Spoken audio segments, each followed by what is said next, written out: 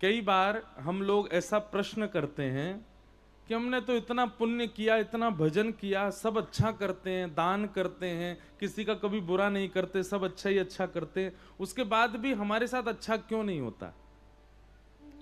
सबसे पहले तो अपने चित्त में से कॉन्सेप्ट निकाल दीजिए कि आप अच्छा अच्छा कर रहे हो तो अच्छा अच्छा ही मिलेगा। जैसी करनी वैसी भरनी एक पहेली तो है, एक मुहावरा तो है, पर यह घटित नहीं होता। घटित क्या होता है? बोलो, होए सोई जो राम रचि राखा। आप चाहे कितना भी भला कीजिए, पर होगा वही जो ठाकुर जी चाहेंगे, होगा वही जो आपके प्रारब्ध में होगा, होगा वही जो आपके कर्म में नियोजित होगा। हाँ, आपको भलाई करना है, आपको बढ़िया ही करना है, आपको अच्छा ही करना है, पर आपके साथ उसी समय अच्छा हो ऐसा नहीं होगा। कब होगा ये ठाकुर जी जाने। इसलिए कई बार लोग प्रश्न करते हैं, हमने बहुत कुछ अच्छा किया, उसके बाद भी हमारे साथ अच्छा क्यों नहीं हुआ? हमने बहुत पुण्य किया, दान किया, तो पुण्य दान सब इकट्ठा होता जाता है।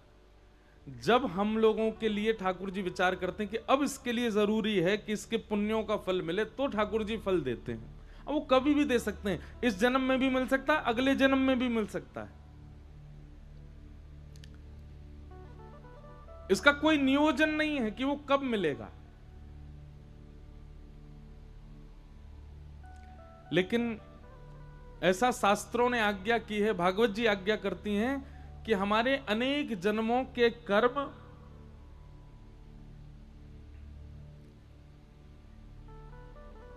उन अनेक जन्मों में किए गए पुण्य इकट्ठे होते जाते हैं, और जब उनकी मात्रा अतीत हो जाती है, तब उसके फल स्वरूप हमको कथा प्राप्त होती है।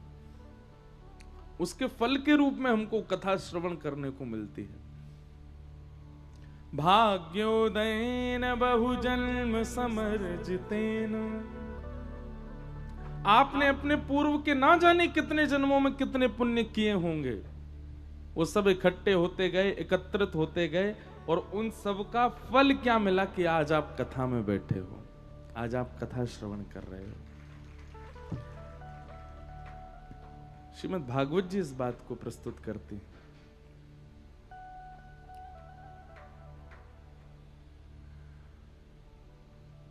तीन प्रकार से कथा श्रवण करने को मिलती है। पहला तो भाग्य उदित होते हैं तब कथा जीवन में आती है।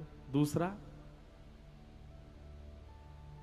राम कृपा बिन सुलभ न सोई। श्री ठाकुर जी की कृपा के बिना नहीं मिलता। बिनु सत्संग विवेक न होई, राम कृपा बिन सुलभ न सोई। तो इसका मतलब क्या है कि कथा श्रवण करने का जो अवसर मिलता है वो ठाकुर जी की कृपा से मिलता है। राम जी चुन लेते हैं, इसको जाना है, इसको। अच्छा, एक और बात, कथा में हजारों लोग आते हैं, हजारों पर राम जी की कृपा होती है ऐसा भी नहीं है। कृपा उसी पर मानो जो कथा में बैठा, कथा में आया, 7 दिन श्रवण के बाद अपना जीवन परिवर्तित कर दिया, समझो उस पर हुई राम जी की कृपा। स्कूल तो लाखों बच्चे जाते हैं, पर डॉक्टर 1 लाख बच्चों में से 100 बच्चे ही डॉक्टर बन पाते हैं। 1 लाख बच्चों में से 50 बच्चे ही चार्टर्ड अकाउंटेंट बन पाते हैं।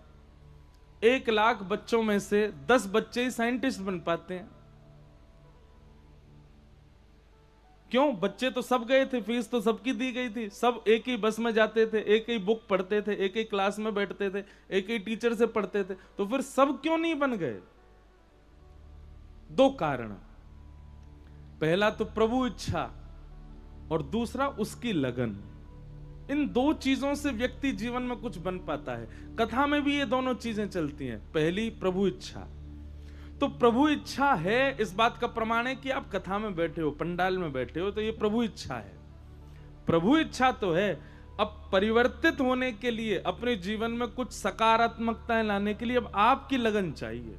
ठाकुर जी की इच्छा तो है, इतनी दूर शहर से फिर भी आप आ गए। रात को हम 3 बजे पहुंचे, शायद पौने 3 बजे कानपुर।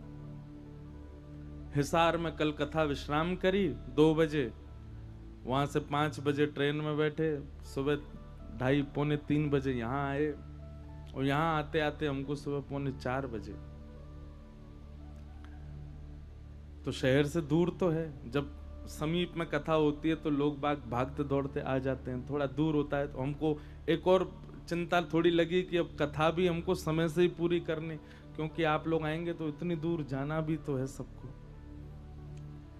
लेकिन फिर भी आप आ रहे हैं, इसका मतलब क्या है? ये ठाकुर जी की कृपा है। ठाकुर जी चाहते हैं कि आप सुनो। अब दूसरी चीज आपको यहां पर लगानी है, वो क्या है? आपकी लगन, आपका भाव, आपका मन। आप संकल्पित होकर के बैठ जाएं कथा में तो निश्चित है परिवर्तन होगा।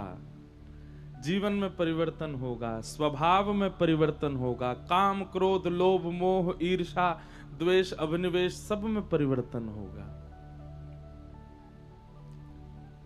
और सबसे बड़ा परिवर्तन तो भैया हमारो जीवन चाहे जैसो भी है, श्री ठाकुर जी का अनुग्रह जीते जी अवस्था में प्राप्त हो जाए, इसके लिए कथा है। कथा का मूल उद्देश्य बहुत कुछ है। कई लोग कथा इसलिए सुनते हैं कि हमारे पितृ मुक्त हो जाएं, कई लोग कथा इसलिए सुनते हैं कि हमारे काम बिगड़े हुए बन जाएं, कई लोग कथा इसलिए सुनते हैं कि हमारे अंदर क्रोध बहुत है, क्रोध कम हो, काम कम हो, लोभ कम हो, आदि आदि सब भाव। पर विशेष रूप से कथा का एक ही प्रयोजन होना चाहिए, कृष्ण प्राप्ति करम सस्वत, श्री कृष्ण की प्राप्ति, कृष्ण प्राप्ति। तो कानपुर में पहली बार हमारा आना हुआ है। शायद याद ही नहीं कि बीच में कभी कानपुर एक आध दिन के लिए भी आना हुआ होगा, तो पता नहीं, कभी नहीं हुआ, पहली बार ही आना हुआ है। और हमारे शिवकांत शुक्ला जी और आपकी श्रीमती कल्पना शुक्ला जी, पूरे परिवार का बहुत भाव था। इन पर भी ठाकुर जी की कृपा ही हुई है। आयोजकों पर तो कृपा होती ही है ठाकुर जी की, इन पर भी बड़ी कृपा है, इनके पूरे परिवार पे, कि ठाकुर जी ने ये प्रयोजन इतना सुंदर बनाया है। जिनका ये स्थान है उनका भी खूब भाव।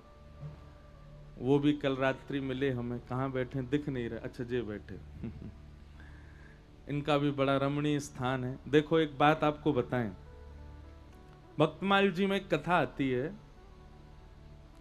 कि महादेव और पार्वती एक साथ कहीं जा रहे थे, तो अचानक से महादेव जी रुक गए और उन्होंने प्रणाम किया। तो पार्वती जी पूछी कि आप प्रणाम क्यों कर रहे हो? तब महादेव कहते हैं, बोले देवी मैं इस स्थान को इसलिए प्रणाम कर रहा हूं, यहां पर इतने वर्ष पहले कभी कथा हुई थी, इसलिए ये स्थान बहुत पवित्र है, मैं इसको प्रणाम कर रहा हूं। यहां पर भागवत की कथा में देखो, भगवान तो आते ही हैं, पर भगवान के सारे गण भी आते हैं, भगवान के सारे भक्त भी आते हैं। अब 7 दिन के लिए यहां पर हमें नहीं दिखे, लेकिन वायु में कण के माध्यम से ना जाने कितने देवी देवता, कितने भक्तजन, कितने वैष्णव जन सब यहां विचरण कर रहे होंगे। और सबसे बड़ी बात, हनुमान जी महाराज, प्रभु चरित्र सुनवे को रसिया, राम लखन सीता मन, यत्र यत्र रघुनाथ कीर्तनम तत्र तत्र कृत मस्तकांजलिम। हनुमान जी साकेत नहीं गए राम जी के साथ। क्यों नहीं गए? बोले कि जहां कथा होगी मैं वहीं रहूंगा, साकेत में कथा नहीं होती इसलिए मैं नहीं जाऊंगा। हनुमान जी महाराज आएंगे यहां पर, तो इसलिए महादेव ने उस भूमि को प्रणाम किया। बोले यहां इतने वर्ष पहले कथा हुई थी। पार्वती जी ने भी प्रणाम किया, बोले धन्य है यहां पे कथा हुई थी। थोड़ी दूर आगे चले तो महादेव फिर से रुके, फिर से प्रणाम किया। पार्वती जी बोली यहां पर भी किसी ने कथा की थी क्या? बोले नहीं, यहां पे कथा हुई नहीं है। तो बोले आज से 500 साल बाद यहां कथा होगी, इसलिए मैं इसको प्रणाम कर रहा हूं। इसका मतलब समझे आप? नहीं समझे। कथा वहीं होती है जहां महादेव सर झुका देते हैं, महादेव एक बार प्रणाम कर लेते हैं। कथा हर जगह नहीं हो पाती। कथा का जो स्थान है वो स्थान महादेव के द्वारा ही चुना जाता है। अब ये स्थान भले ही यहां पर किसी कारण से बनाया हो, वो रिजॉर्ट बनाया है कि यहाँ ब्याह होंगे, यहाँ पे लोग रुकेंगे, अपना घर का कोई फंक्शन करेंगे, कोई उत्सव करेंगे, आदि आदि करेंगे, पर जिस समय ये बना होगा अभी 1 वर्ष भी नहीं हुआ ना, ये बना था उससे पहले ही महादेव चुन गए थे कि यहां पर कभी कथा होगी। अब कानपुर में ऐसे बड़े बड़े खूब मैदान होंगे जहां कथाएं होती ही रहती है। उन स्थानों की बात नहीं है जहां कथा होती रहती है, वो तो चलो ठीक है, एक स्थान चुना ही है। पर शहर से दूर कहीं एकांत में भी कोई स्थान ढूंढ लेते हैं महादेव, वहां प्रणाम कर लेते हैं, तो कथा को वहां आना पड़ता है। ये आपके प्रयोजन से या यजमान की इच्छा से या जिनका स्थान है उनकी इच्छा से ये सब तो केवल क्रम बन गया, ये सब केवल कड़ी बन गई। बाकी स्थान तो चुना गया महादेव के द्वारा, स्थान तो चुना गया देवादिदेव के द्वारा। तो ये भूमि भी पवित्र हो गई। आज भागवत जी यहाँ विराजमान हुई हैं, इतने सारे ब्राह्मण देवता ऐसा मधुर मधुर पाठ कर रहे हैं यहाँ बैठ करके, एकाग्र चित्त होकर के। इतने सारे वैष्णव भक्त वृंद यहाँ बैठ करके गंधर्व जन सब संकीर्तन कर रहे हैं। तो निश्चित है कि स्थान तो पवित्र हो ही रहा है। इतने सारे भक्तजन कहां कहां से आएंगे कथा सुनने। तो आज प्रथम दिवस है, हम आप सबको प्रणाम करते हैं। जय श्री कृष्ण। आज कथा का प्रारंभ है, महात्म की चर्चा हम लोग करते हैं और आगामी 7 दिनों तक कथा का क्रम रहेगा। हम पहले से ही थोड़ा अवगत करा दें।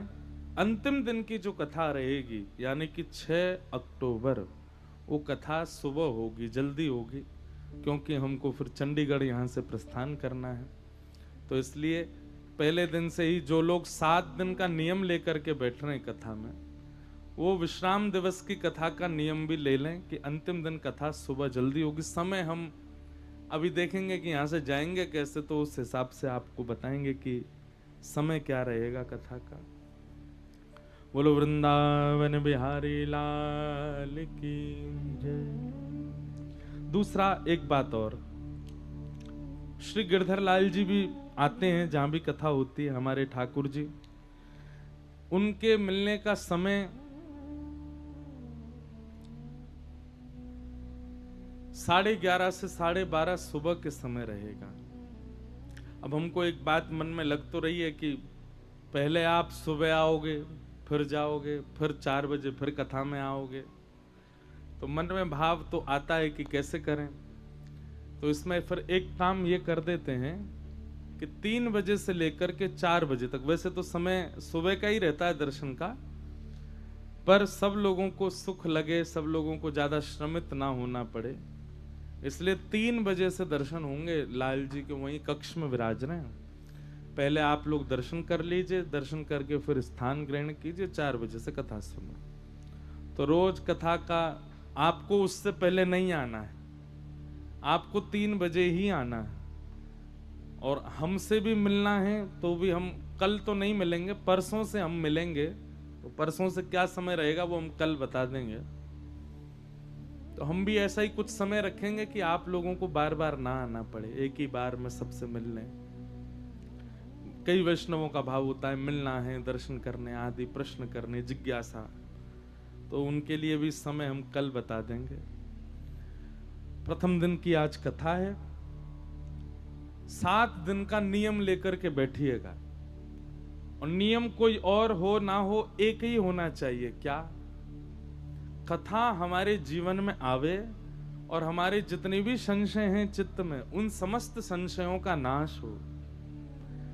जीवन एक सफर है बंधुओं, उस जीवन में बहुत सारी उतार चढ़ाव, बहुत सारे जीवन में एक प्रकार से जीवन क्या है? जीवन है क्वेश्चन पेपर, जीवन क्या है? प्रश्न पत्र। और हम आप सब इस जीवन रूपी प्रश्न पत्र के परीक्षार्थी हैं, हम सब परीक्षा दे रहे हैं। जीवन रूपी परीक्षा का उत्तर क्या होगा ये भागवत जी ही आपको बताएंगे। तो उसके लिए 7 दिन के लिए आप लोग यहां बैठे हो सुनने के लिए। इन 7 दिनों में यदि ध्यान पूर्वक एक एक शब्द आपने श्रवण किया तो जीवन रूपी परीक्षा देने में, जीवन रूपी परीक्षा हल करने में आपको ज्यादा दिक्कत नहीं होगी। इसलिए बहुत ध्यान पूर्वक सुनिएगा। नियम केवल एक ही बनाइए, क्या? कि आपका मन इधर उधर नहीं जाए, विचलित ना हो, एकाग्र चित्त होकर सुनो। लोगों की जिज्ञासा होती है, प्रश्न होता है कि हमारा प्रश्न है, तो प्रश्न के दो आपको उपाय बता रहे हैं। पहला उपाय, आपके चित्त में जो भी प्रश्न है, धर्म से संबंधी, ग्रंथ से संबंधी, कथा से संबंधी, आध्यात्म से संबंधी, आप चित्त में विचार करके बैठ जाओ कि हमारा ये प्रश्न है, और कम से कम 2 दिन कथा पूरी पूरी सुनो। आपका उत्तर कथा में अपने आप मिलेगा। अगर 2 दिन में आपका उत्तर ना मिले तो आप प्रश्न लिख करके व्यास मंच पर हमारे आने से पहले रखवा दीजिए। हमारी चित्त में उसका उत्तर होगा, या फिर आपका प्रश्न ऐसा होगा जिससे सबका कल्याण होगा, तो हम उसका उत्तर देंगे। तो इसलिए जिज्ञासा जरूर कीजिएगा। बाकी सब आपको कथा में बीच बीच में बताते रहेंगे। आइए बड़े भाव से श्रीमद् भागवत के महात्म में, आज महात्म मतलब महत्व, महत्व क्या है कथा का, वो हम लोग श्रवण करते हैं। बोलो वृंदावन बिहारी लाल की जय। सच्चिदानंद रूपाय विश्वोत्पत्त्यादि हेतवे तापत्रय विनाशाय श्रीकृष्णाय वयं नमः।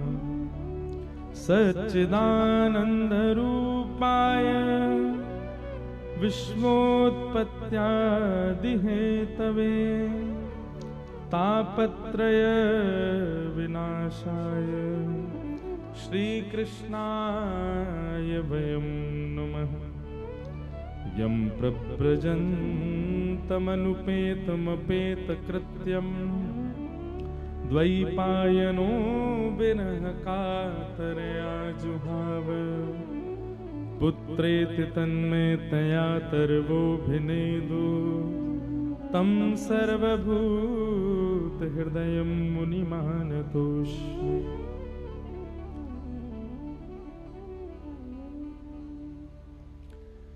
श्रीमद् भागवत जी के महात्म का प्रथम श्लोक। अगर हो सके तो पंडाल की लाइट जलवा दो, क्योंकि अब सब कन्हैया बन गए, सब सांवले सांवले दिख रहे हैं, हमको दिखाई नहीं दे रहे। तो हो सके तो अब लाइट जलवा दें ताकि सब हमको दिखने लग जाएं। सच्चिदानंद रूपाय। बंधुओं, भगवान के रूप अनेक हैं, भगवान के स्वरूप अनेक हैं, पर ठाकुर जी के रूप 3 ही हैं। रूप और स्वरूप ये 2 बातें होती हैं। हर व्यक्ति, यहां जितने लोग बैठे हैं, सबके 2 पहलू हैं। एक पहलू का नाम है रूप और दूसरे का नाम है स्वरूप।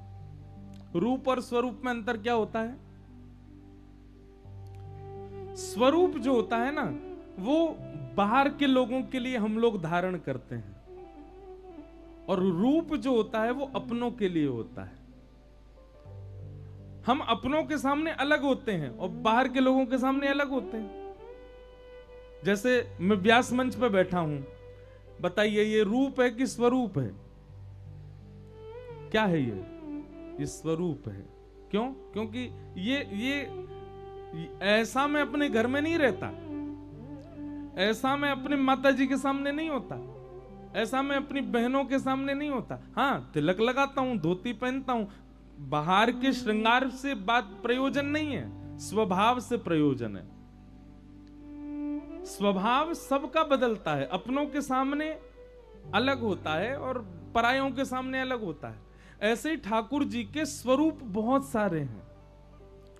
कहीं पर ठाकुर जी भुजा ऊपर करके धारण करके खड़े हैं, कहीं पर ठाकुर जी बंसी बजा रहे हैं, कहीं पर ठाकुर जी लड्डू हाथ में लेके, कहीं पर माखन हाथ में लेकर के, कहीं ठाकुर जी शेष नाग पर पौड़े हैं, कहीं पर संग चक्र गदा पद्म धारण करके बैठे हैं, कहीं पर ध्यान मुद्रा में बैठे हैं, कहीं पर रौद्र मुद्रा में बैठे हैं, कहीं पर करुण भाव में हैं। तो पूरे भारत में जितने भी मंदिर हैं, हर भारत के हर मंदिर में ठाकुर जी का स्वरूप अलग है।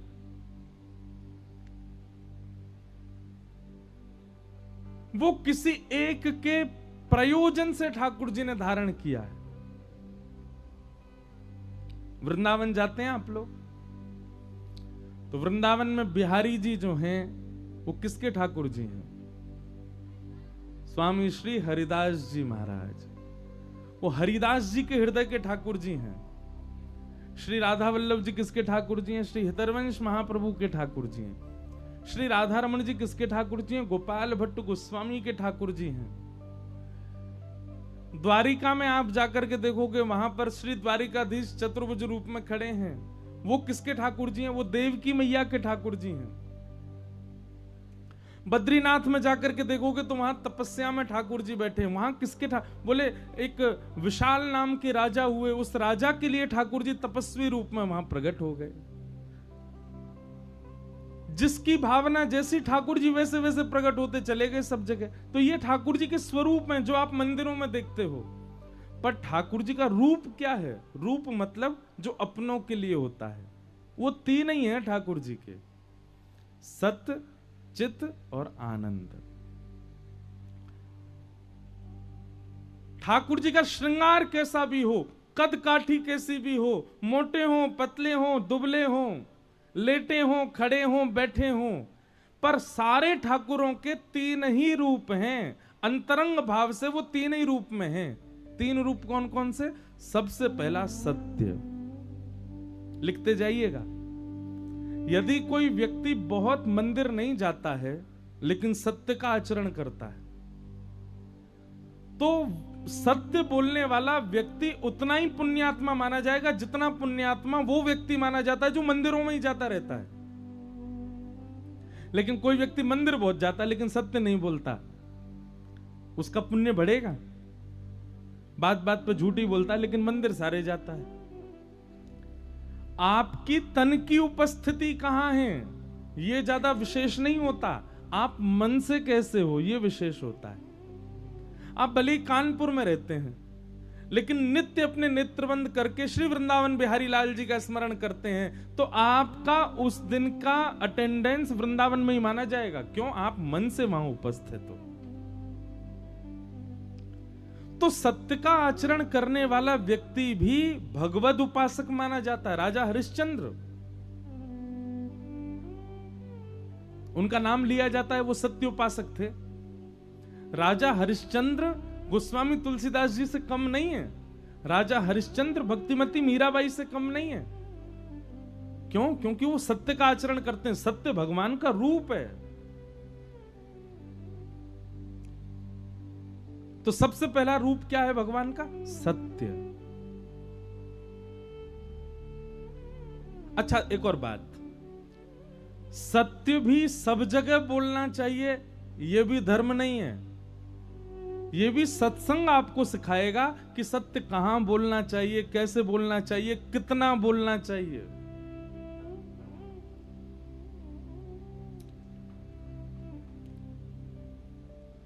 आपसे किसी ने पूछा, वो 4 नंबर गली वाली जो है ना, उनकी बेटी से हम अपने बेटा का ब्याह कर रहे हैं, वो लड़की कैसी है, आपको क्या करना चाहिए? अब आपको नहीं पता कि वो लड़की कैसी है, लेकिन फिर भी आपको उस समय उसकी प्रशंसा ही करनी चाहिए। नहीं, अच्छी है, हाँ ठीक है, अच्छा है, स्वभाव अच्छा है, स्वरूप अच्छा, बाकी आप पूछ लो। पर वहां आपको नहीं भी पता फिर भी आपको सत्य बोलना चाहिए। कोई गौ सेवा के लिए प्रेरित हो रहा हो और आपसे पूछे मुझे करनी चाहिए कि नहीं, तो आपको उसमें 4-5 अपनी तरफ से बना के बोलना, गौ सेवा से ऐसा होता है, गौ सेवा करने से ये होता है, गौ सेवा करते हैं तो पितृ प्रसन्न होते हैं। अब आप जबरदस्ती अपनी तरफ से अगर थोड़े बहुत बातें लगा के बोल दो तो वो अच्छा माना जाएगा, भले वो असत्य नहीं है। तो सत्य भी कहां बोलना चाहिए, कैसे बोलना चाहिए, कितना बोलना चाहिए। अब मां कई बार अपने बच्चे की जिद को पूरी नहीं करती तो झूठ बोलती है। अच्छा चल तू ये खा लेगा ना तो फिर मैं तुझको ये दूंगी। अब है तो वो झूठ। बच्चा जब खा लेता वो कहता लाओ टॉफी दो, बोले अच्छा नहीं अब नहीं दे रही मैं। बोले आपने झूठ क्यों बोला? तो वो झूठ आपका पाप में नहीं गिना जाएगा। किसी बालक से सत्कर्म करवाने के लिए, किसी बालक की भलाई के लिए आपने उससे झूठ बोला तो वो झूठ नहीं है।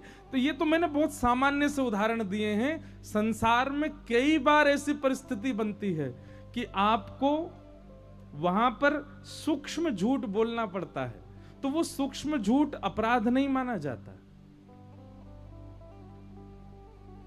हाँ, अपने स्वार्थ के लिए, केवल अपनी भलाई के लिए, किसी के अनहित के लिए, किसी के साथ दुष्कर्म करते हुए आप झूठ का आचरण करते हैं तो वो पाप है।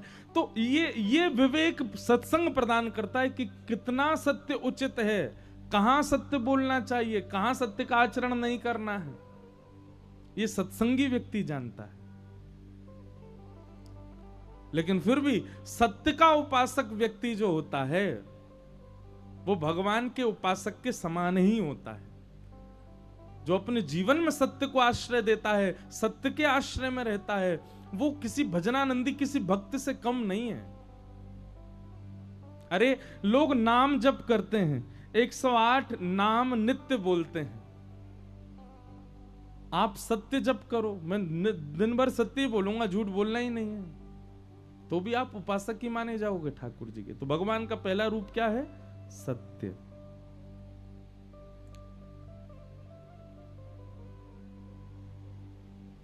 दूसरा रूप क्या है?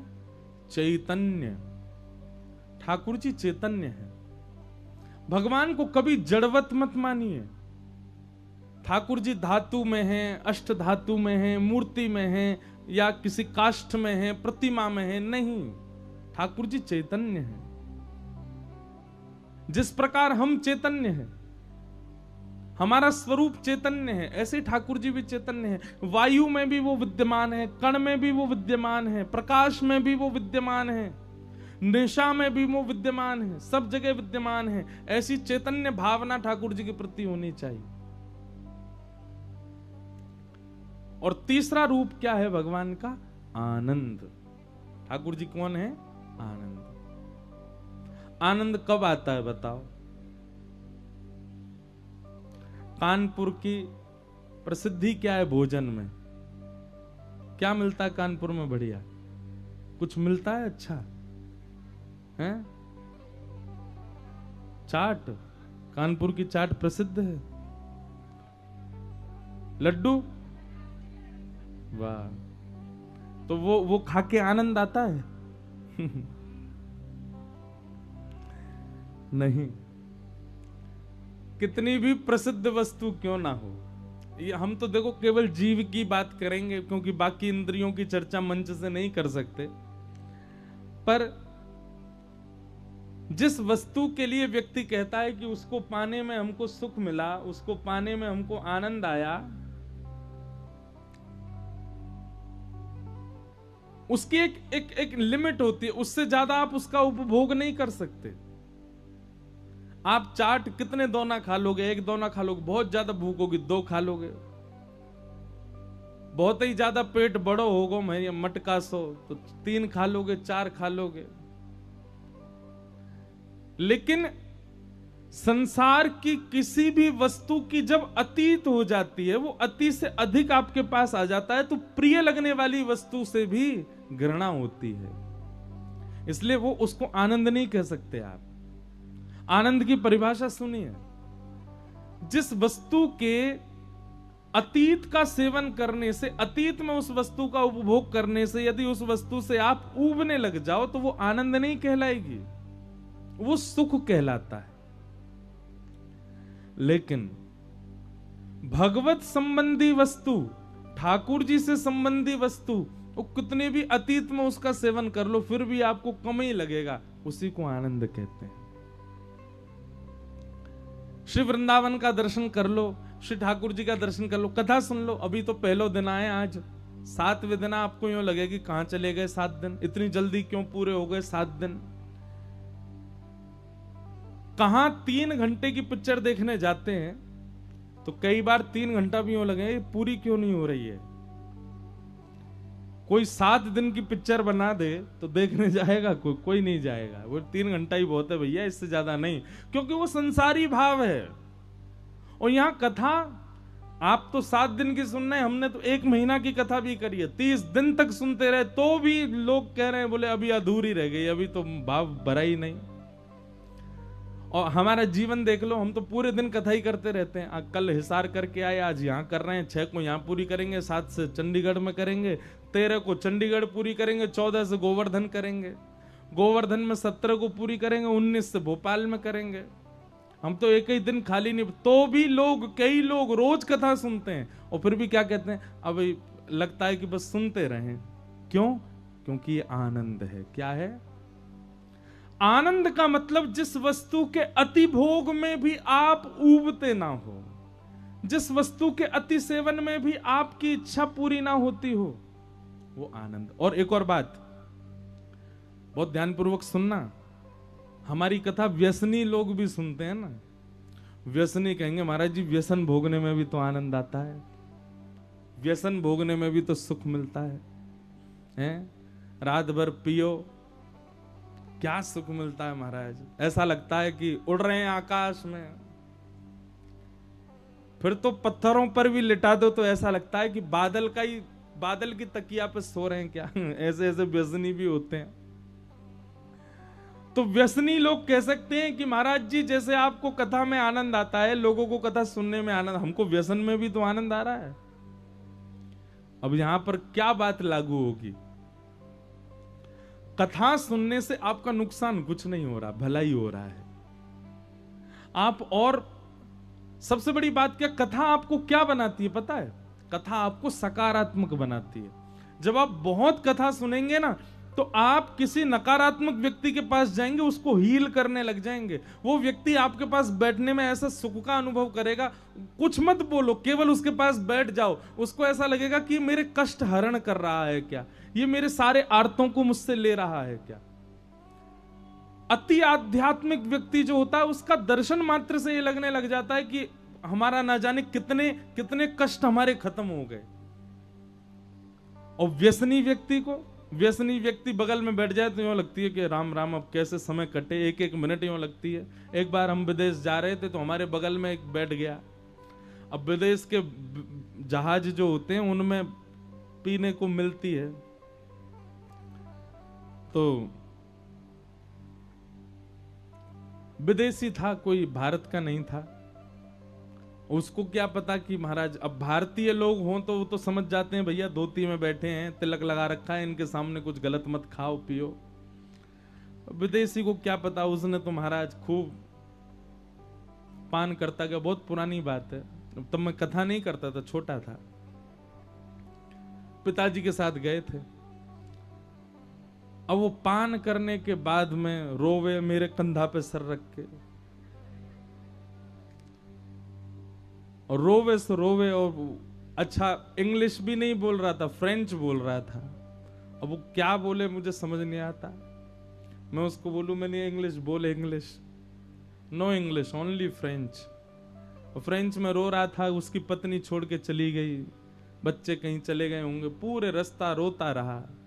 इतना कष्ट में आ गया महाराज, कभी हंसे कभी नाचे कभी रो। और मुझे यूं लगे हवाई जहाज कब उतरे। 16 घंटा का हवाई जहाज। अब आप 16 घंटा का मैं बैठा हूंगा वहां पे, लग रहा है आपको? हमें तुरंत एयर होस्टेस को बुलाया, मैंने मेरी सीट चेंज करो या फिर इसको भगाओ, इसे पूरा बर्बाद कर रहा है। तो व्यसन भोगने से आपकी इंद्रियां प्रसन्न होती हैं, और प्रसन्न नहीं होती हैं, वो दिखाती हैं आपको कि वो बड़ी प्रसन्न, पर अंदर से खोखली होती जा रही हैं। जैसे ही व्यसन का नशा उतरता है, वही व्यक्ति सबसे ज्यादा परेशान हो जाता है, वही व्यक्ति सबसे ज्यादा नकारात्मक हो जाता है। पर कथा सुनने वाले लोग कथा सुनने के बाद भी घर तक जाएंगे ना, प्रसन्न मुद्रा में रहेंगे।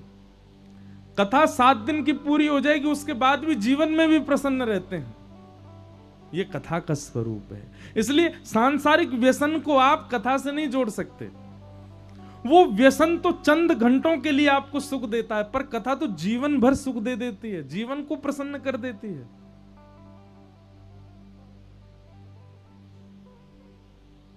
हम एक भजन गाते हैं,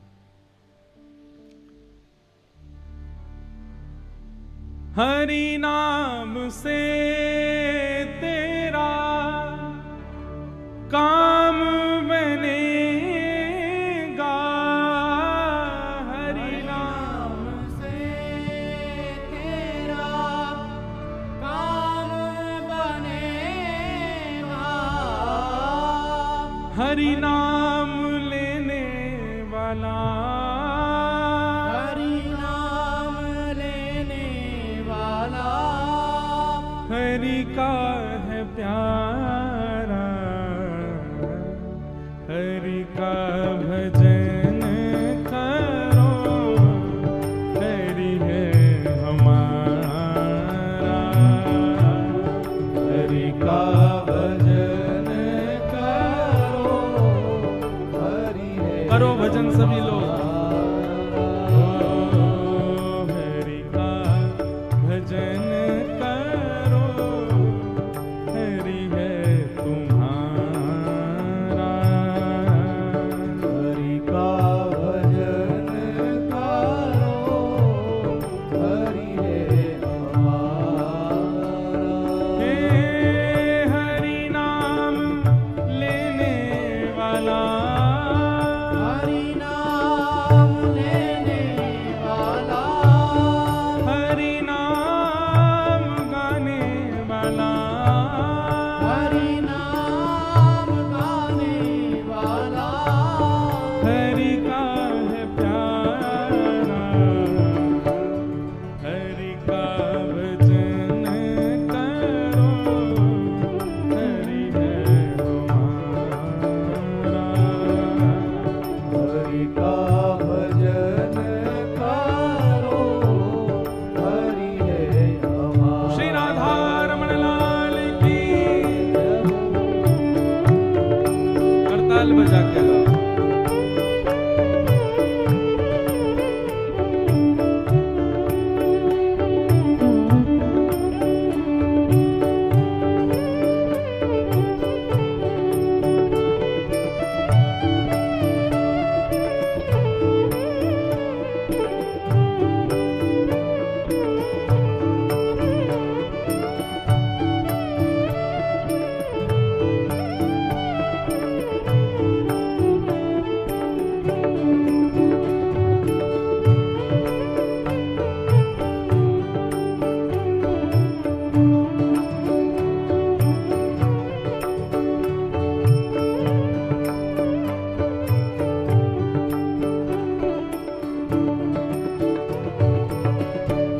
कोई कहे राधे श्याम, कोई कहे सीताराम, कोई कहे राधे श्याम, कोई कहे सीताराम, कोई कहे राधे श्याम, कोई कहे सीताराम, कोई कहे राधे श्याम, कोई कहे सीताराम, कोई गिरधर गोपाल, कोई राधा माधव लाल, कोई गिरधर गोपाल, कोई राधा माधव लाल। यही हरि दीन बंधु, यही हरि दीन बंधु, यही हरि करुणा सिंधु, यही हरि करुणा सिंधु। नमो बारंबार, हरि का भजन करो, हरि है हमारा। हरि का भजन करो, हरि है हमारा। देखो, कथा में ताली बजाने से जो हमारे प्रारब्ध में पाप होते हैं ना, वो पाप धीरे धीरे कम होके निकलते हैं और निकल के वहां जाते हैं जो ताली नहीं बजाते हैं। कोई शास्त्रीय बात नहीं है, आप ताली बजाओ इसलिए बोल रहे हैं। करताल बजा के गाओ भाव से। हरि का भजन करो, हरि है हमारा। हरि का भजन करो, हरि है हमारा। हरि का भजन करो, हरि है हमारा। हरि का भजन करो,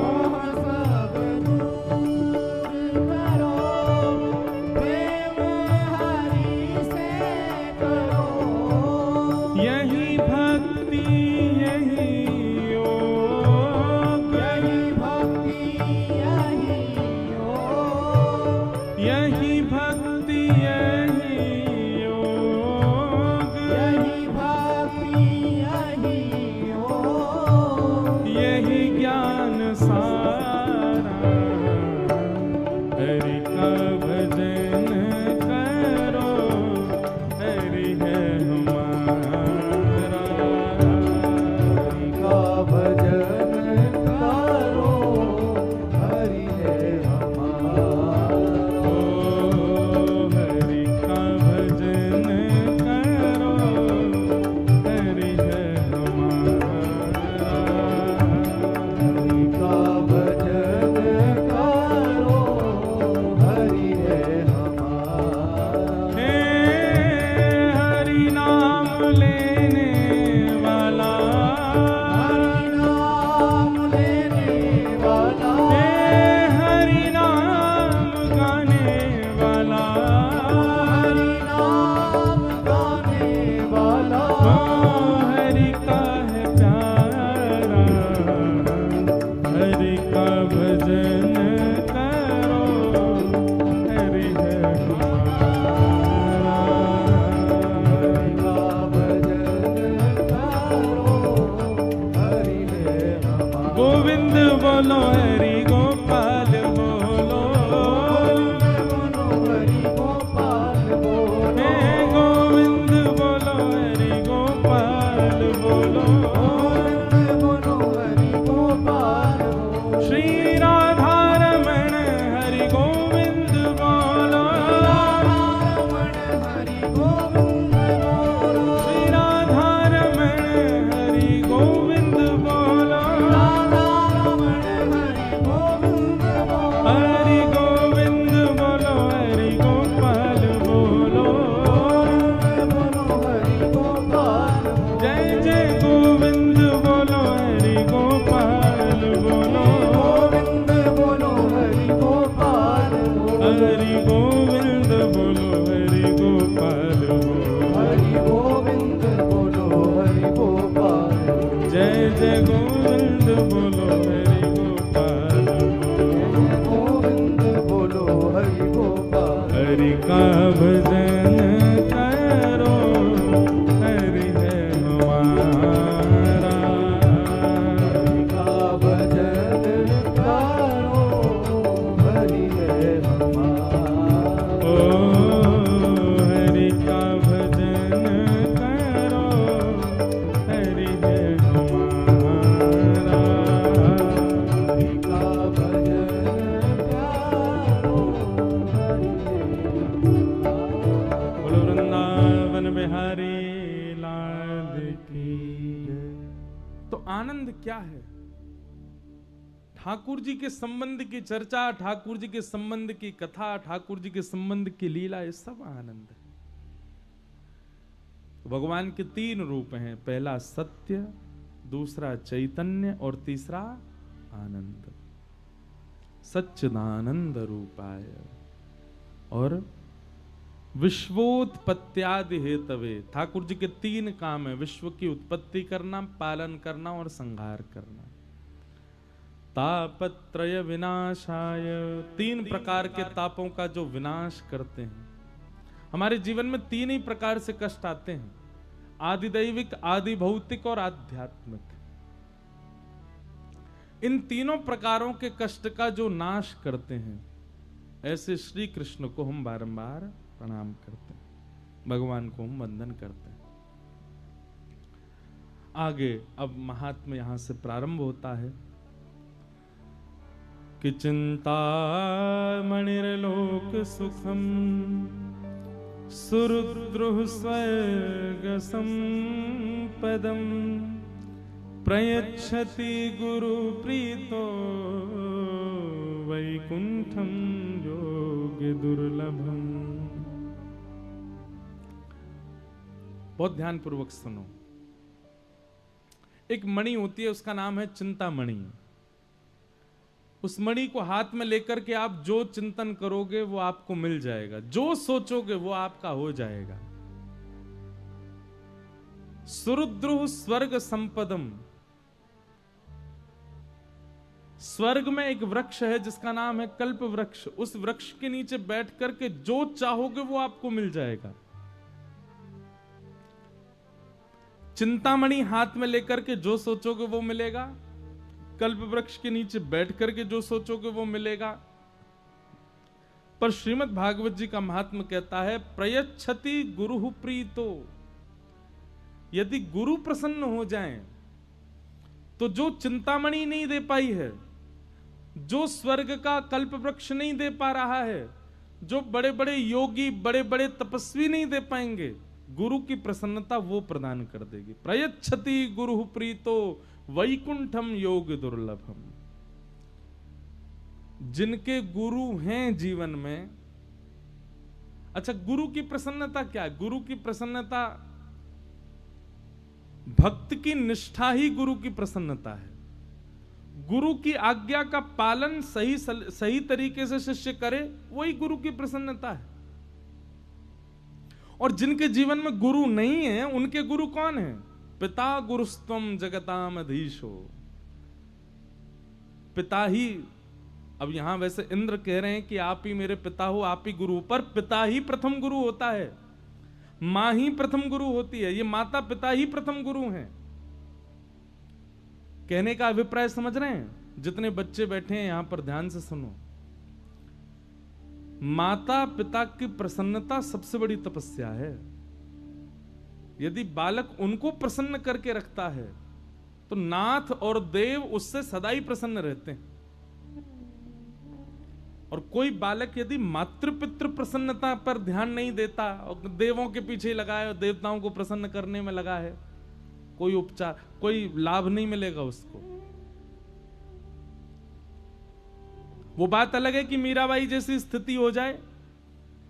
मीराबाई की स्थिति अलग है, उनके लिए सर्वस्व श्री कृष्ण है, माता पिता ही श्री कृष्ण है। करमेती बाई के लिए सब कुछ श्री कृष्ण है। वो स्थिति एक अलग होती है। पर आप संसार के हो, संसारी व्यवहार में रहते हो और तब भी माता पिता को कष्ट देते हो, तो आप कितने भी हनुमान चालीसा के पाठ करो, कितने भी देवी देवताओं को मनाओ, कोई आपसे प्रसन्न रहने वाला नहीं। इसलिए गुरु प्रसन्नता सर्वोपरि है, गुरु प्रसन्नता सर्वोप्रधान है, और गुरु माता पिता है। प्रयच्छति गुरु प्रीतो वैकुंठम योग दुर्लभम। इसलिए आज के बालकों को ये बात समझनी चाहिए। चलते फिरते लक्ष्मी नारायण है हमारे घर में, उनको प्रसन्न रखे।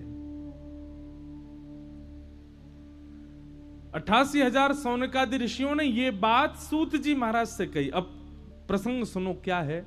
88,000 सौनकादि ऋषि नैमिषारण्य में यज्ञ कर रहे थे। किस लिए यज्ञ कर रहे थे? कलयुग के जीवों के कल्याण के लिए।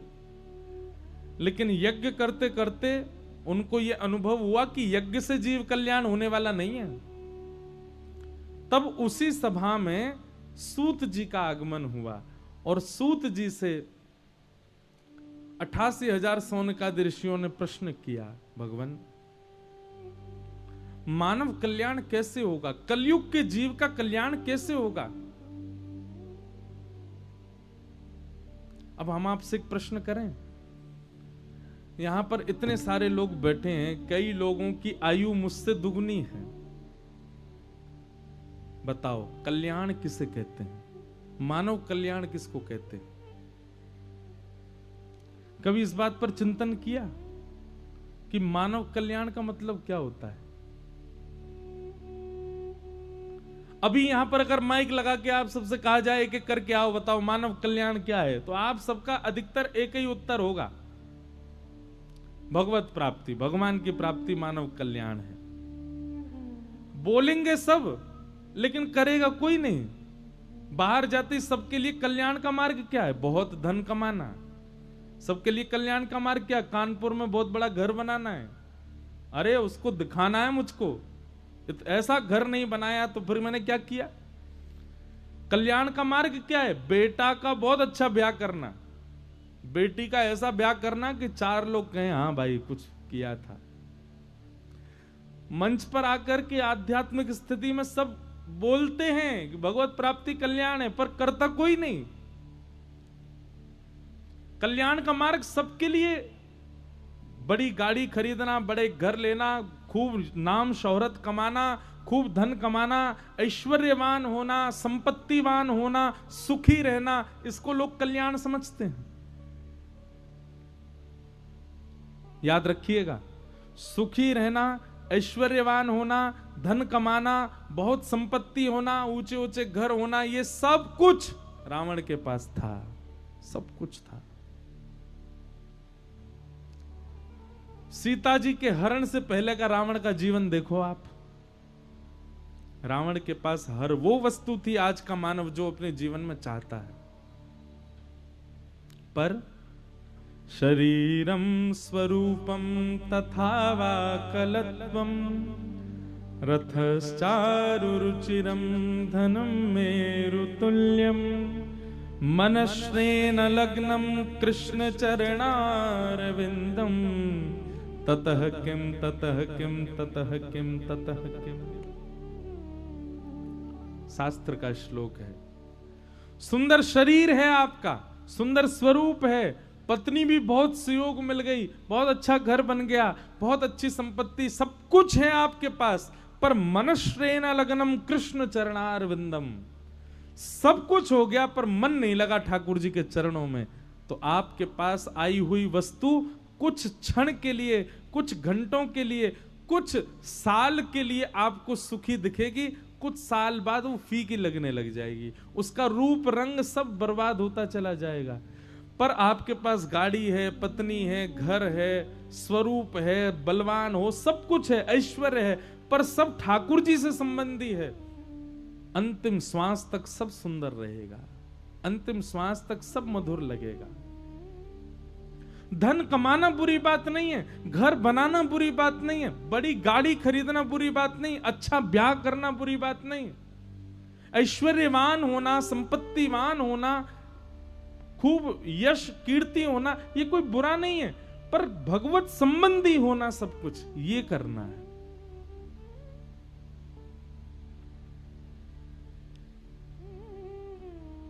हम एक बात कहें बंधुओं, हम आप सब लोग दुनिया में पता है क्यों आए हैं? अपना हिसाब बराबर करने आए हैं। हमारे पूर्व के कर्मों की वजह से हमारा जन्म हुआ है। ये जन्म जो होता है ना, ये कर्म के प्रारब्ध की वजह से होता है। हम सब अपने पूर्व के प्रारब्धों को भोग करके उन प्रारब्धों को समाप्त करने के लिए पृथ्वी पर आए हैं। पर हम पृथ्वी पर आकर के क्या कर रहे हैं? पूर्व के प्रारब्ध तो समाप्त होंगे जो होंगे, इस जन्म में नए प्रारब्ध और बना लिए। मतलब पुराना खाता तो चुका नहीं, नए खाते और खुल जा रहे हैं। इसलिए भैया संभल जाओ। मानव जन्म क्या है? मौका, अवसर। मैं और आप मानव बने, इसका मतलब ठाकुर जी ने हमको एक मौका दिया, एक अवसर दिया है। निवृत्त हो लो, निकल लो सब चीजों से। पर हम निकल तो रहे नहीं और फंस रहे हैं, और प्रवृत्त हो रहे हैं, और पकड़ रहे हैं चीजों को।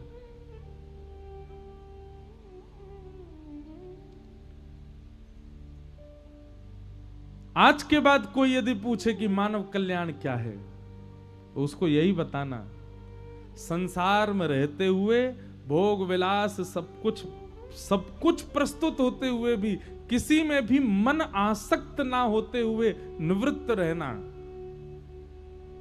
हमको आप चाट लाके दो, हम खा लेंगे, पर चाट में हमारी आसक्ति नहीं है। आप हमको रसगुल्ला लाके दो, हम खा लेंगे, लेकिन रसगुल्ला के लिए मरे नहीं जा रहे हैं। हमको आप 5 स्टार होटल में रोक दो, रुक जाएंगे, पर 5 स्टार होटल में आसक्ति नहीं है। ऐसी स्थिति हो जाए, किसी चीज के लिए आप व्याकुल नहीं हो। व्याकुल हो तो केवल श्याम सुंदर के लिए, व्याकुल हो तो केवल ठाकुर जी के लिए, संसार के लिए व्याकुलता नहीं है चित्त में, तो समझो आप अपना कल्याण कर रहे हो। और किसी भी वस्तु के प्रति आपके चित्त में आसक्ति, उसके प्रति व्याकुलता, उसके प्रति तड़पन है, तो आप ये सोच लो दूसरा खाता खोल लिया आपने, अभी आपको कितनी बार आना पड़ेगा पृथ्वी पर। इसलिए भैया निवृत्ति, सब तज हरि भज। सब तज का मतलब नहीं है घर छोड़ दो, घर में रहो पर आसक्ति नहीं। सब तज का मतलब पत्नी छोड़ दो नहीं, पर उसमें भी आसक्ति नहीं।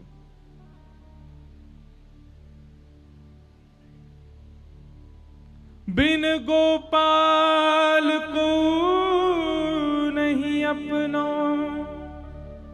जासों कीरती रही हैं, मन पंछी उड़ जई हैं, जा दिन मन पंछी उड़ जई हैं। सूरदास जी का पद है।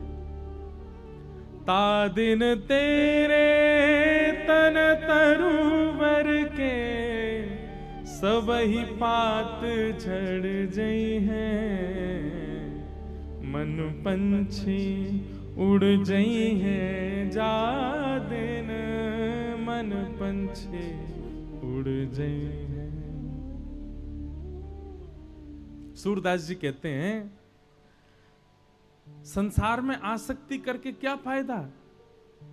आसक्ति की हुई वस्तु भोगने पर उससे निवृत्त तो होना ही है, तो पहले ही निवृत्त रहो, उसके प्रति आसक्ति क्यों। सूरदास जी कहते हैं पति पत्नी दोनों ब्याह करते हैं, ब्याह करते समय वादा करते हैं 7 जन्म तक संग रहेंगे, बिल्कुल दूर नहीं जाएंगे। बोले नहीं जाएंगे। पर अगर ब्याह के वर्षों तक साथ रहने के बाद में किसी एक के प्राण यदि चले जाएं, जाने ही है वो, तो चाहे 50 साल संग रह लो, उसके बाद जाना तो है ही।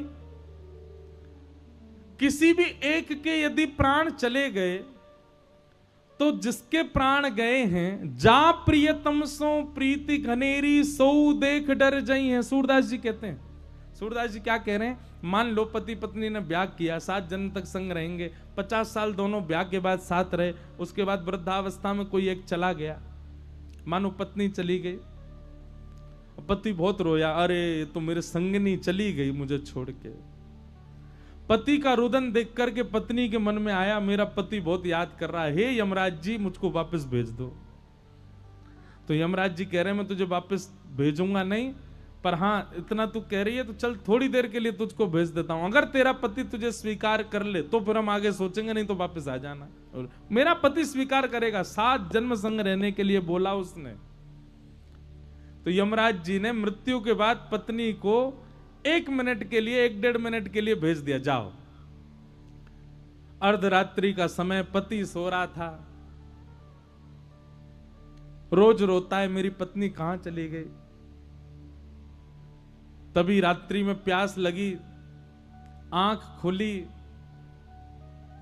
जैसे ही आंख खुली तो ऊपर पंखा के ऊपर पत्नी बैठी थी और ऊपर से निहार रही है, मैं आ गई, तुम बहुत रो रहे थे, मुझे स्वीकार कर लो। पति तुरंत देखते, भूत पिशाच निकट नहीं आवे, महावीर जब नाम सुनावे, ना सरो घर है सब पीरा, जपत निरंतर। हे पंडित जी महाराज हमारे घर पे पाठ करो, क्यों भूतनी बन के घूम रही है। जा प्रियतम सो प्रीति घनेरी, जिस प्रियतम से आप बहुत प्रीति करते हो, कब तक अच्छा लगता है वो, जब तक जीवित अवस्था में। मृत्यु हो जाने पर उसका शव देखकर भी डर लगता है, कहीं उठ के नहीं बैठ जाए। कई बार सुनने में आता है, हो चुकी है एक आध घटना, कि शव जो है वो यात्रा चल रही थी और यात्रा जैसे ले जा रहे थे उसको, तो अचानक से उसमें प्राण आ गए, और जैसे प्राण आकर के वो बैठा, किसी ने ये भी विचार नहीं किया कि आराम से नीचे धरे, मई अर्थी फेंक के भाग गए। क्यों? इतने भयभीत, हम मानवों से ही भयभीत हैं, उसी मानव से भयभीत हैं जिसके साथ 40 साल निकाल दिए। काय बात का प्रेम है आपका? अन्यथा मत लीजिएगा बात को, डरना भी नहीं।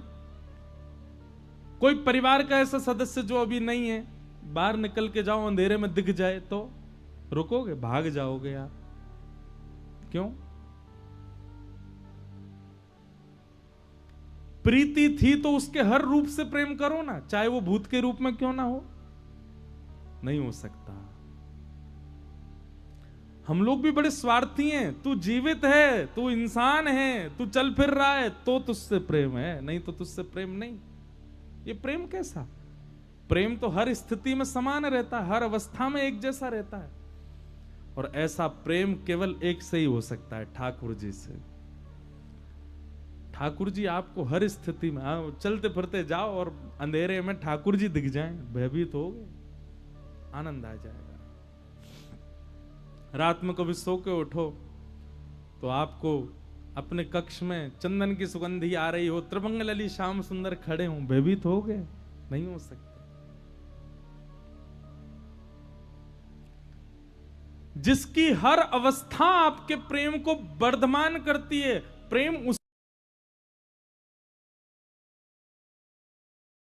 स्थिति आपको प्रेम का, अभी जिससे आप प्रेम करते हो वही कुछ गलत कर दे, वही कुछ ऐसा कर दे जो संसार स्वीकार ना कर रहा हो, तो आप भी अस्वीकार कर दोगे उसको।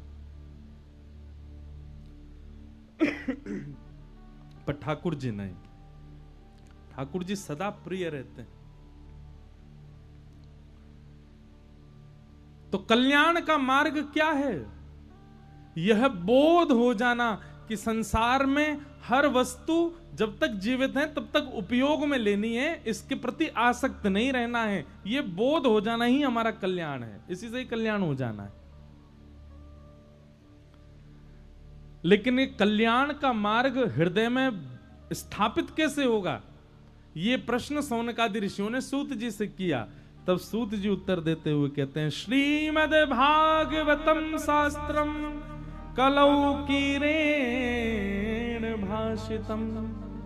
श्रीमद् भागवत शास्त्र में ये बल है कि उनका अनुष्ठान श्रवण करने वाला, कथा श्रवण करने वाला व्यक्ति वो इतना विवेकी हो जाएगा, उसको ये बात का अंदाजा और अनुभव हो जाएगा कि क्या उचित है क्या अनुचित है।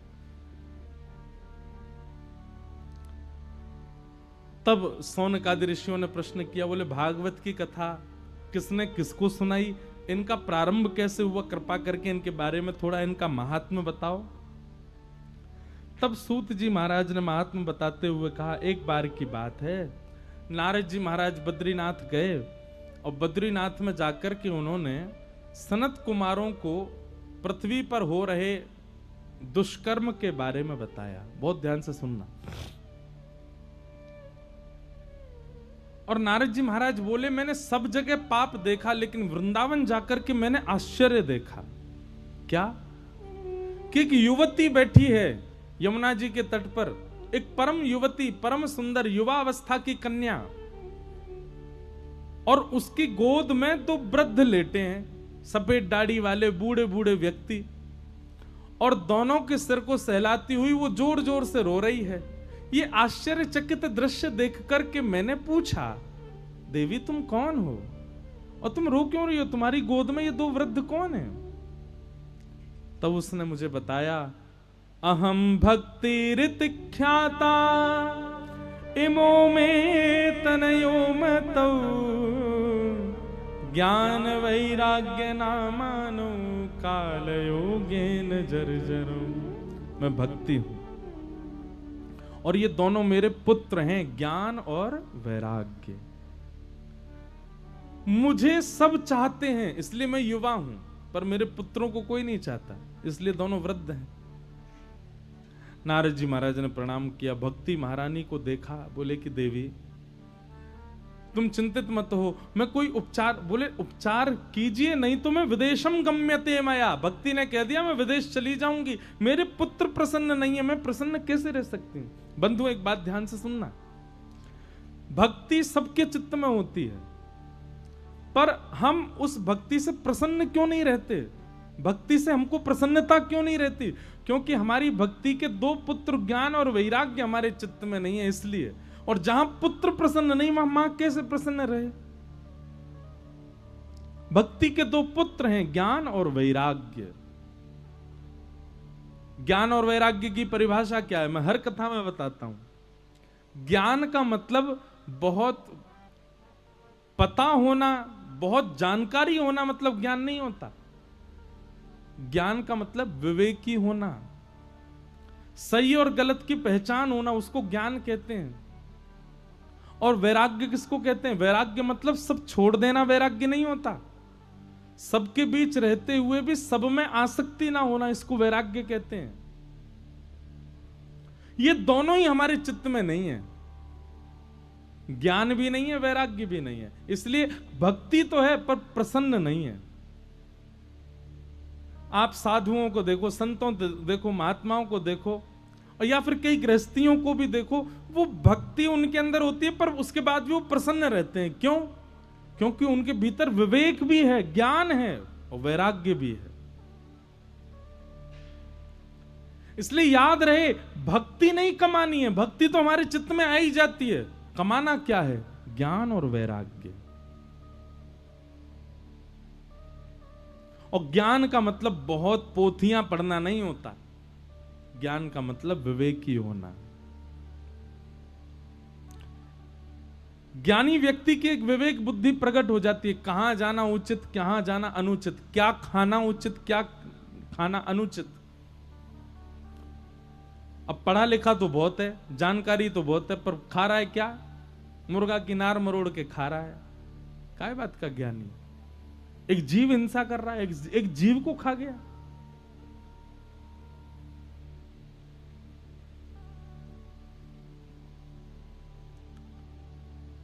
श्रेष्ठ व्यक्ति है पर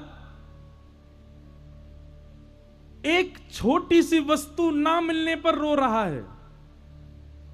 आजकल के बच्चे ऐसे ही हो गए हैं, आजकल के युवा ऐसे ही हो गए हैं।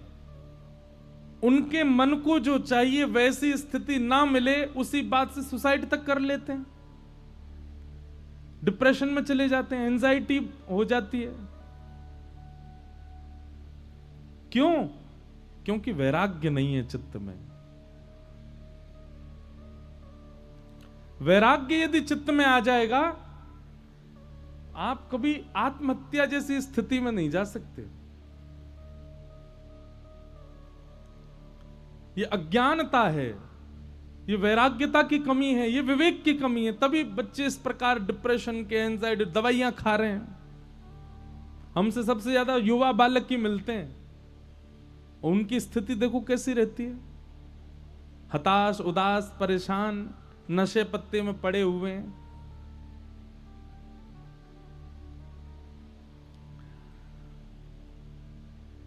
तो ज्ञान और वैराग्य, इन दोनों को व्यवस्थित कीजिए चित्त में, तब आपकी भक्ति आपको प्रसन्न कर सकती है। भक्ति रावण के अंदर भी है, भक्ति कुंभकर्ण के अंदर भी है। वे भी महादेव के आगे सर झुकाते थे पर प्रसन्न नहीं है। क्यों? ज्ञान और वैराग्य नहीं है। भक्ति तो है। देखो, भक्ति को चित्त में प्रसन्न रखने के दो ही उपाय हैं, बहुत ध्यान से सुनिएगा। या तो ज्ञान वैराग्य को प्रसन्न रखो, ज्ञान और वैराग्य को स्थान दो चित्त में, या फिर हमारी वृंदावन की रीति है, प्रेम को स्थान दे दो। प्रेम को स्थान दे दोगे तो भक्ति प्रसन्न। प्रेम कौन है? प्रेम श्री कृष्ण। और श्री कृष्ण कौन है? भक्ति के पति। भक्ति दो ही कारण से प्रसन्न रहेगी, या तो उसके बच्चों को रखो या फिर उसके पति को रखो। या तो ज्ञान वैराग्य को चित्त में ले आओ या फिर प्रेम को चित्त में ले आओ। इन तीनों में से कोई भी यदि आपके चित्त में नहीं है तो आपकी भक्ति आपको प्रसन्न नहीं रख पाएगी।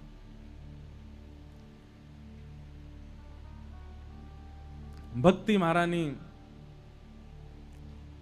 नारद जी से कहती है कि मेरे बालकों को आप प्रसन्न करने का प्रयास करो, इनको युवा बनाओ। तब नारद जी महाराज बड़े बड़े विद्वानों के पास जाके पूछते हैं कि भक्ति के पुत्र ज्ञान और वैराग्य युवा कैसे होंगे? कोई भी उत्तर नहीं बता पाया। तब नारद जी सनत कुमारों से पूछते हैं कि भक्ति के पुत्र ज्ञान और वैराग्य युवा कैसे होंगे? तब सनत कुमारों ने 5 प्रकार के यज्ञ बताए कि द्रव्य यज्ञास, तपो यज्ञ, योग यज्ञ तथा परे, स्वाध्याय ज्ञान यज्ञश्च तेतु कर्म विसूचका। सबसे पहला यज्ञ क्या है? बोले तप यज्ञ। सबसे पहला यज्ञ क्या है? द्रव्य यज्ञ। आप कहीं भी जाते हैं, दान पुण्य करते हैं, वो सबसे पहला यज्ञ माना जाता है, वो साधारण यज्ञ माना जाता है। उससे श्रेष्ठ यज्ञ क्या है? तप यज्ञ। तप यज्ञ मतलब थोड़ा अपने शरीर को श्रम देकर के जब आप कोई यज्ञ अनुष्ठान करते हैं तो वो तप यज्ञ। योग यज्ञ। योग यज्ञ का मतलब संत जनों से मिलना, अपनी जिज्ञासाएं पूछना, उनके चरणों में वंदन करना, ये योग यज्ञ। उससे श्रेष्ठ बोले स्वाध्याय यज्ञ।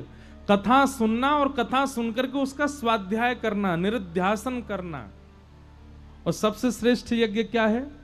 बोले ज्ञान यज्ञ। भागवत की कथा सुनना और भागवत की कथा कराना, ये सबसे श्रेष्ठ यज्ञ है। नारद जी महाराज कहते हैं,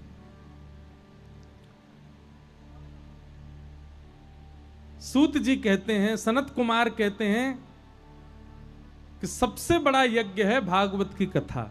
हे नारद जी, यदि भक्ति के पुत्र ज्ञान और वैराग्य को आपको पुष्ट करना है तो भागवत की कथा कराओ। भागवत की कथा से ही चित्त में वृद्ध हो गए ज्ञान और वैराग्य युवा होते हैं। भागवत की कथा श्रवण करने से ही ज्ञान और वैराग्य इन दोनों में युवावस्था प्रकट होती है। नारद जी महाराज जोर से हंसने लगे, बोले महाराज आप तो भागवत जी की इतनी महिमा बता रहे हो, मैंने तो वेद सुना दिए, मैंने गीता जी का पाठ सुना दिया, उससे कोई फर्क नहीं पड़ा, भागवत जी से कैसे हो जाएगा? सूत जी महाराज कहने लगे, बोले भैया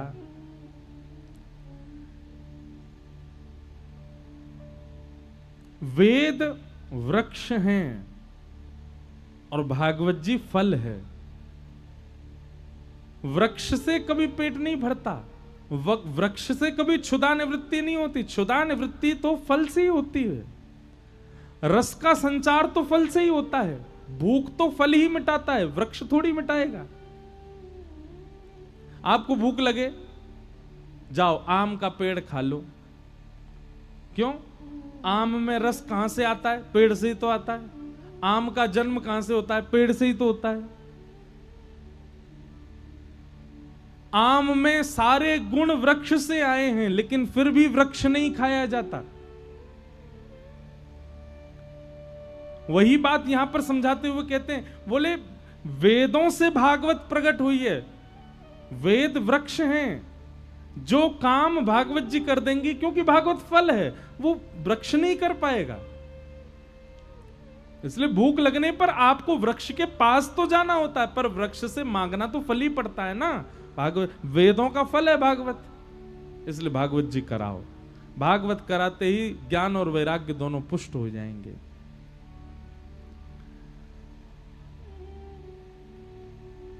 नारद जी महाराज पूछने लगे कैसे संभव होगा? तब सनत कुमारों ने आज्ञा दी, बोले गंगा द्वार समीपे तु तटमानंद नामकम। एक गंगा के तट पर। अच्छा एक बात कहें, भागवत जी के लिए वैसे तो पूरा विश्व में कहीं भी सुनो अच्छी बात है, पर गंगा के तट पर बहुत विशेष महत्व बताया। भागवत जी में आज्ञा ही गंगा तट की दी गई है। सनत कुमारों ने आज्ञा की, बोले हरिद्वार के पास में एक आनंद नाम का वन है, जिसको ऋषिकेश कहते हैं, वहां भागवत की कथा कराओ। श्रोताओं की बैठने की उत्तम व्यवस्था करो, सबकी प्रसाद की उत्तम व्यवस्था करो और बढ़िया प्रेम से कथा कराओ। नारद जी महाराज बोले व्यवस्था तो हो गई, स्थान भी मिल गया, कथा सुनाएगा कौन? वक्ता कौन है? सनत कुमार बोले अब वक्ता तुम ढूंढो। तो नारद जी बोले अब आप ही कथा सुना दो। जब आपने पूरी व्यवस्था बताई तो कथा भी आप ही सुनाओ। और भागवत के प्रथम वक्ता के रूप में भगवान के प्रथम अवतार सनक सनंदन सनातन सनत कुमार व्यास मंच पर विराजमान हुए। हजारों ऋषि, हजारों देवता देवी गंधर्व सब आए कथा सुनने के लिए। और यहां सनत कुमारों ने कथा सुनाना प्रारंभ किया। उसी कथा में फिर भक्ति महारानी अपने पुत्र ज्ञान और वैराग्य के साथ आई। जैसे ही कथा में प्रवेश किया, प्रवेश करते ही भक्ति सुतौ तौ तरणौ गृहीत्वा प्रेमैकरूपा सहसा विरासीत्। श्री कृष्ण गोविंद हरे मुरारे नाथेति नामानि मुहुर्वदन्ति। भक्ति सुतौ तौ तरणौ गृहीत्वा प्रेमई। भक्ति अपने ज्ञान और वैराग्य पुत्र के साथ युवा हो गई। बंधुओं, आज प्रथम दिन है कथा का। जैसे जैसे कथा आगे बढ़ेगी, निश्चित है आपके चित्त का ज्ञान, आपके चित्त का वैराग्य वो प्रगाढ़ हो जाएगा, वो श्रेष्ठ होता चला जाएगा। पर करना क्या है? 7वें दिन कथा जब विश्राम होगी, उसके बाद ये दोनों वृद्ध ना हो। 7 दिन में कथा इनको युवा तो कर जाएगी आपके चित्त में, ज्ञान और वैराग्य आपके चित्त में युवा हो जाएंगे 7 दिन में, ये हमारी गारंटी है। पर 7 दिन के बाद जब आप 8वें दिन से फिर से संसार में लगोगे, फिर ये दोनों वृद्ध नहीं होने चाहिए। इसकी जिम्मेवारी आपकी है। तो उसके लिए क्या करें? बोले अपना नियम बना लीजिए, नित्य कथा का श्रवण करो, नित्य कथा की कोई ना कोई बात का पालन करो। कल से कुछ लिखने के लिए बैठिए, हर दिन की कथा में से कोई एक अच्छी बात, 1 2 4 जो बातें अच्छी लगती हैं लिखो, और उन बातों को जीवन भर पालन करो। हर दिन आज इस बात का पालन करेंगे, आज इस बात का, इस प्रकार जीवन जीना प्रारंभ कर दो। आपके चित्त के ज्ञान वैराग्य कभी वृद्ध नहीं हो सकते, सदा युवा बने रहेंगे। और ज्ञान वैराग्य यदि युवा बने रहे तो भक्ति प्रसन्न रहेगी, और भक्ति प्रसन्न रही तो भक्ति की प्रसन्नता से ठाकुर जी प्रसन्न रहेंगे, और ठाकुर जी प्रसन्न हो गए तो जीवन का कल्याण निश्चित है, उद्धार हो जाएगा। सुनने तक सीमित मत रखना कथा को, केवल सुनकर के चले गए और अपना काम तमाम, बस नहीं। कथा करानी है बस हमको, चाहे कैसे करा ले, ऐसे काम नहीं चलता। ऐसे कथा तो कोई भी करा लेगा। कथा कराने से ही आपका काम नहीं बनेगा, कथा जीवन में कुछ परिवर्तन करके जाए। 7 दिन बाद आप पहले से अलग दिखने चाहिए हो तो समझो आपने कथा सुनी। नहीं इतना धन लगा दिया, इसका क्या फायदा होगा? फिर इतने लोग वृंदावन से बुला लिए आपने, इतना धन लगा लिया, इतने वैष्णवों को कथा सुनो, फिर भी वैसे ही रहे जैसे पहले थे, क्या फायदा कथा का? कथा परिवर्तन करती है जीवन में, और ये परिवर्तन होना ना होना ये मेरे हाथ में नहीं है, ये आपके हाथ में। इसलिए हर दिन कथा में से एक सूत्र लेकर के जाइए और उन सूत्रों को जीवन भर पालन करने का संकल्प धारण कीजिए, आपका जीवन परिवर्तित हो जाएगा। भक्ति ज्ञान वैराग्य तीनों युवा हो गए, और युवा होते ही नारद जी महाराज ने व्यास जी को प्रणाम किया और भक्ति को सबके चित्त में निवास करने की आज्ञा दी। इस प्रकार भक्ति महारानी के ऊपर कृपा हुई। आगे फिर प्रश्न किया गया, कथा सुनने से कौन कौन से पाप नष्ट होते हैं? ध्यानपूर्वक सुनिएगा। ये मानवा पाप कृतस्तु सर्वदा सदा दुराचार रता विमार्गगा क्रोधाग्नि दग्धा कुटिलश्च कामिनः सप्ताह यज्ञेन कलौ पुनन्तिते। जीवन में जितने भी पाप हैं सब पाप कथा सुनने से नष्ट हो जाते हैं। पर कब? जब आप संकल्पित होकर के बैठते हो, श्रीमद् भागवत जी की जब आरती होती है उसी समय अपने सारे पापों का स्मरण कर लो। मैंने ये भी किया है, मैंने ये भी किया है, मैंने ऐसा भी किया, मैंने वैसा भी किया है, मैं ये भी करता हूं, मेरे अंदर ये दुर्गुण भी है। उस समय सारे चिंतन करके सबको भागवत जी पर अर्पित कर दो। हे भागवत जी, आप कृपा करके मुझे शुद्ध कर दीजिए, मेरे पापों को नष्ट कर दीजिए। मैं वचन देता हूं, आप मुझे पवित्र कर दो, मैं जीवन में कभी दोबारा भूल करके भी ये पाप नहीं करूंगा। ये संकल्प, ये वचन आप भागवत जी को दो, तब भागवत जी आपको पवित्र करेंगे। यही गंगा जी का भी नियम है। गंगा जी में जब तक आप गंगा जी को वचन देकर के स्नान नहीं करोगे कि हे गंगा मैया मैंने उसका हृदय दुखाया, आज के बाद मैं किसी का हृदय नहीं दुखाऊंगा, आप मेरे पाप को निवृत्त कर दो, मुझे दंड दे दीजिए, उसके हृदय को दुखाने का जो दंड मुझे मिलना चाहिए वो दंड मुझे दीजिएगा, पर ये दंड पाप बन करके मेरे जीवन में ना रहे, उसको आप निवृत्त कर दो। मैं वचन देता हूं आज के बाद कभी नहीं करूंगा ऐसा। तब गंगा जी पवित्र करती हैं, नहीं तो लगाए रहो 1000 डुबकी। मछली का तो जन्म ही गंगा जी में होता है। मछली को तो मृत्यु होते ही वैकुंठ ही मिलना चाहिए, नहीं होता। वचनबद्ध जब तक नहीं होगे तब तक कथा और गंगा आप पर कृपा नहीं कर सकती। इसलिए पहले संकल्पित होइए, वचनबद्ध होइए, तब ही आप पर अनुग्रह हो सकता है। तो इस प्रकार कथा सुनिए सब लोग। आगे फिर यहां धुंधुकारी का प्रसंग सुनाया गया, जिस धुंधुकारी ने अपने माता पिता से द्रोह करने के बाद भी, प्रेत बनने के बाद भी भागवत जी से उसका कल्याण हो गया। अत्यंत कठिन प्रेत योनि में जाने के बाद भी धुंधुकारी भागवत जी से मुक्त होकर के भगवत धाम को प्रस्थान कर गया। इस प्रकार भागवत जी का महात्म सुनाया गया। और सकल भुवन मध्य निर्धनास्ते पिधन्या, असारे संसारे विषय विषसंगा कुलधिय, क्षणार्धम क्षेमार्थम पिबत सुख गाथा तुलसुधाम, किमर्थम व्यर्थम वो व्रजत कुपथे कुत्सित कथे, परीक्षित साक्षी यत् श्रवण मुक्त्युक्ति कथने। ये सार संसार में केवल भगवान नाम भगवान कथा ही हमारे जीवन का सार है। उसका आश्रय लीजिए, जीवन को पवित्र करिए। आज प्रथम दिवस की महात्म की चर्चा को हम यहाँ विराम देते हैं। बंधुओं, कथा का समय 4 बजे से है। लाल जी के दर्शन का समय 3 बजे से रहेगा। आप लोग 3 बजे लाल जी को प्रणाम करो, 4 बजे कथा श्रवण करो। और हम कल तो नहीं मिल पाएंगे, परसों से हम मिलेंगे। आज भी नहीं मिल पाएंगे, कल भी नहीं मिल पाएंगे, परसों से मिलेंगे आप सबसे। परसों कथा के बाद का ही समय रखेंगे, 5 मिनट बस, थोड़ा हम निवृत्त होके फिर सबसे मिल लिया करेंगे। इस प्रकार आप समय रखो। दूसरा, कई लोगों को स्थान समझ में नहीं आ पा रहा है, तो आप सब लोग अपनी अपनी क्षमता से जिसको बता सको, ला सको, यहाँ लाइए, कथा में विराजमान करिए। सबको बहुत बहुत जय श्री कृष्ण, जय सिया राम, जय श्रीमन नारायण। बड़े भाव से कीर्तन गाते हुए आज की कथा को विश्राम दो।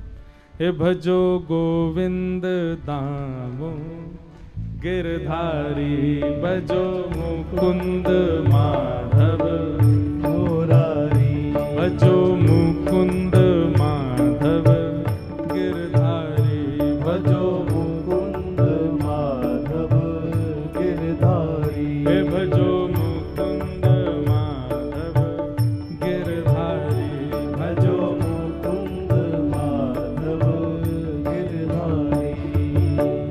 गिरधारी बनवारी, गिरधारी बनवारी, गिरधारी बनवारी, गिरधारी बनवारी, हे गिरधारी प्यारों बनवारी, गिरधारी प्यारों बनवारी। हे भजो, हाँ भजो, ओ भजो मुकुंद माधव मुरारी, भजो मुकुंद माधव गिरधारी, हे भजो मुकुंद माधव मुरारी, भजो मुकुंद माधव मुरारी, हे भजो माधव केशव गिरधारी, भजो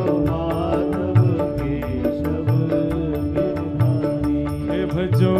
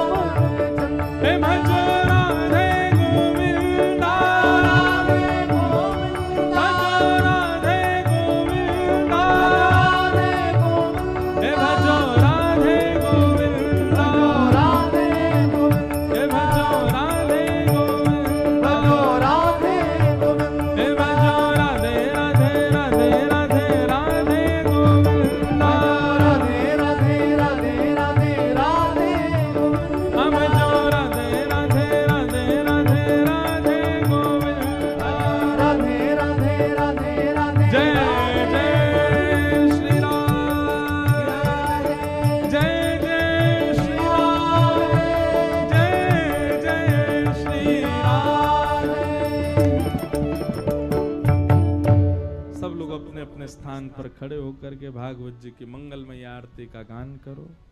आरती अति पावन पुराण की, आरती अति पावन पुराण के, धर्म भक्ति विज्ञान खान की, धर्म भक्ति विज्ञान खान की, महापुराण भागवत निर्मल, महापुराण भागवत निर्मल, सुखमुख विगलित निगम कल्प फल, विगलित निगम कल्प फल, परमानंद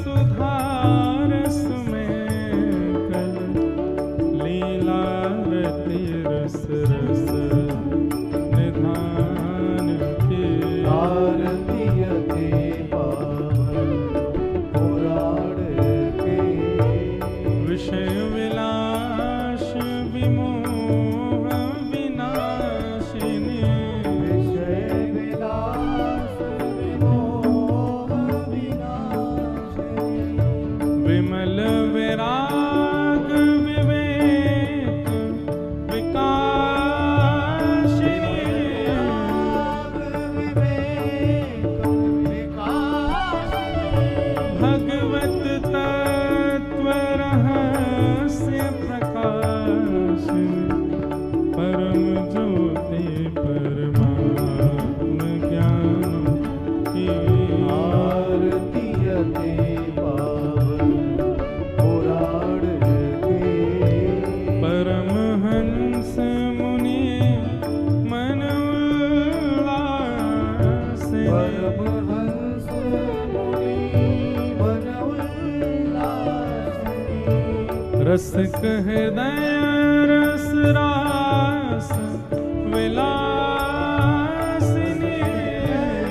रस रास विलासिनी, भुक्ति मुक्ति रति प्रेम सुदासिनी, कथा किंचन प्रिय सुजान की, आरती अति पावन पुराण के, धर्म भक्ति विज्ञान खान की, आरती अति आरती अति आरती अति पावन